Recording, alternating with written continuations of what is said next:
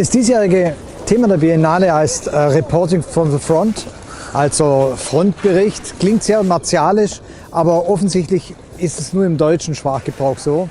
Eigentlich meint der Kurator den Bericht vom Alltag. Und der Bericht vom Alltag bedeutet eben bei Architektur was ganz Besonderes. Es sind nicht die Highlights, die normalerweise in Architekturzeitschriften abgedruckt und publiziert werden.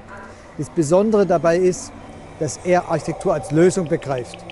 Das macht die Biennale auch einigermaßen anstrengend, denn man muss sich erst auf die Problemfelder einlassen, um das Lösungspotenzial zu erkennen.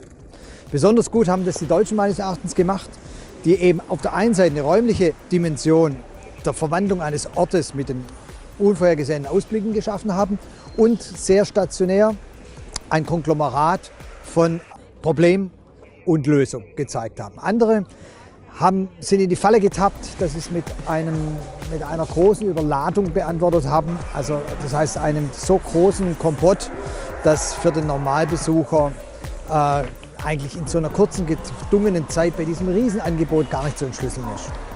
Also die Giardini sind eigentlich immer ganz tolle Impulsgeber. Impulsgeber, wo ein Land eine Position bezieht. Das ist wie so ein Gemischtwarenladen. Ich finde jedes Mal 5, 6 Pavillons und das reicht mir dann eigentlich auch.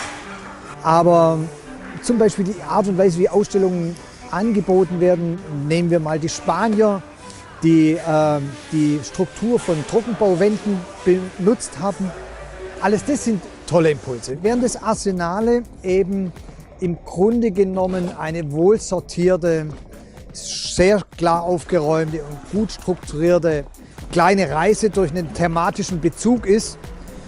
Dort haben mich insbesondere beeindruckt, wie der Kurator es geschafft hat, sein kompliziertes Thema hinzuleiten. Man fängt an mit einem kraftvollen Raum, wo nur die Überreste der alten Biennalen sind. Man sieht da mal, was für eine Materialschlacht auf der einen Seite dazu notwendig ist, auf der anderen Seite, was man daraus für interessante Räume generieren kann. Das fand ich beeindruckend.